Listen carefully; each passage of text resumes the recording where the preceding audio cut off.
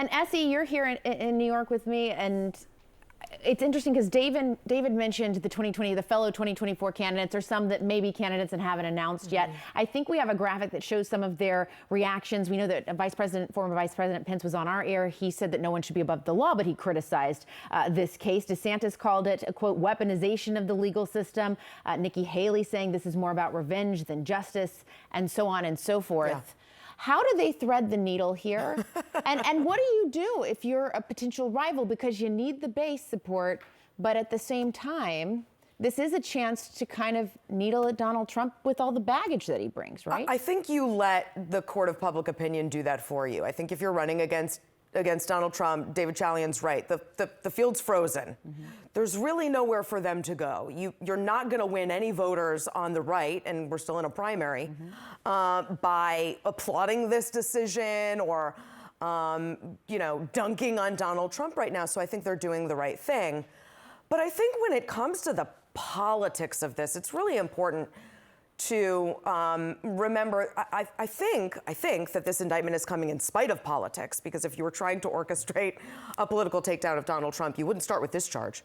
But also, it's important to look at the people who are outraged, right? The folks running against Donald Trump, the Tucker Carlsons, the Fox Newses, the Republican Trump surrogates.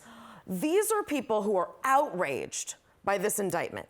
They were not outraged by Trump's attempt to overturn a democratic election. They were not outraged by the violence on January 6th. They were not outraged by an illegal phone call to the Georgia Secretary of State, an illegal phone call to Volodymyr Zelensky. They are not outraged by multiple credible accusations of sexual harassment, assault, and rape. They're not outraged by Trump's sexist, bigoted, homophobic, xenophobic rhetoric. They're not outraged by his white nationalism. They're not outraged by his defense of anti-Semitism and neo-Nazis. They're not outraged by all that stuff. So with all due respect, no one should care that these people are outraged by this indictment. Former Vice President Mike Pence, who could be Trump's opponent in this 2024 race, also speaking out on the criminal charges, calling them targeted and unjustified. Listen.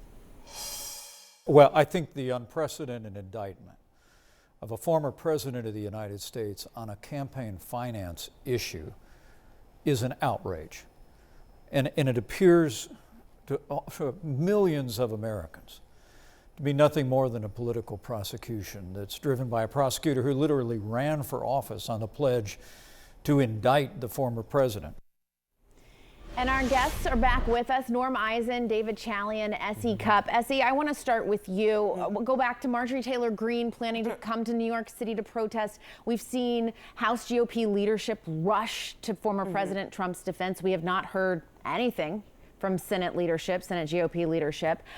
That really drives home this wedge and this divide between Kevin McCarthy, Mitch McConnell, two types of Republicans that are left. And yet, we were talking during the break, when these Senate Republicans had the opportunity, and they're the only ones, mind you, that can bar him from running again by convicting him during that impeachment, they didn't take it. What does this tell you about where the Republican Party is right now? Well, I think on the Senate side, there are a number of Republicans who are ready to move on from Donald Trump. On the House side, I think they still very much want to be where Donald Trump and that energy is. But I don't see anyone really willing to move on from Donald Trump's voters. And that's what you'd have to do. It's one thing to just say, Donald Trump was bad for us and bad for our party. That's obvious. The math is there.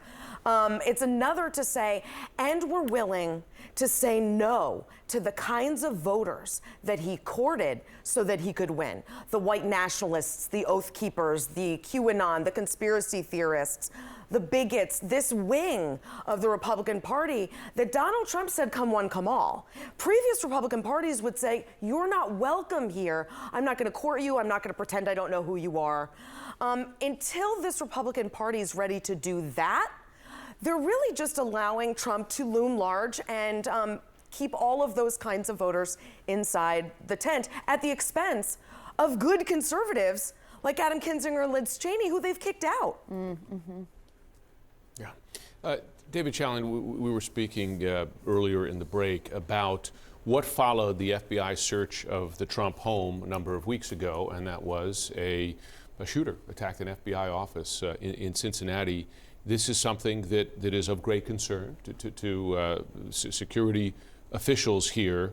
Now we will have a president indicted. He's already indicted and have to surrender next week. What should folks watching here, what level of concern should they have about a violent reaction to this? Well, we know the reporting is that you noted law enforcement officials, security officials have been engaged in conversations for a couple weeks now about trying to quell any such violence and being prepared for it. Obviously, we saw the former president call for protest of his anticipated indictment. He even suggested that there would be death and destruction if indeed he is indicted. Now, Mike Pence, just to note, in that interview last night with Wolf Blitzer, while he called this indictment outrageous, he did say that rhetoric of Donald Trump's is out of bounds and that is totally unacceptable rhetoric. And so we will watch as New York prepares for this moment on Tuesday. Marjorie Taylor Greene tweeting that she's going to go there and join in a protest, to me would be an immediate level of concern of a high-profile member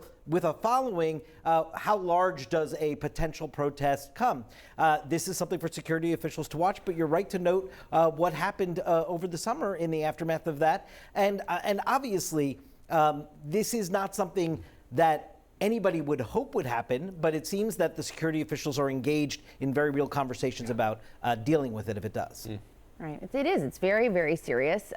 Norm, I want to go back to you for 1 second because I think it's worth reminding people Donald Trump can still run for president and be president if he is indicted, which he has been, and even if he's been convicted, right? Yeah. That's absolutely correct. We have parallels in American history. Eugene Debs, the socialist candidate, is one. And the reality is that ultimately the criminal case will be decided by a jury in New York. The political case will be decided by the jury of the American people.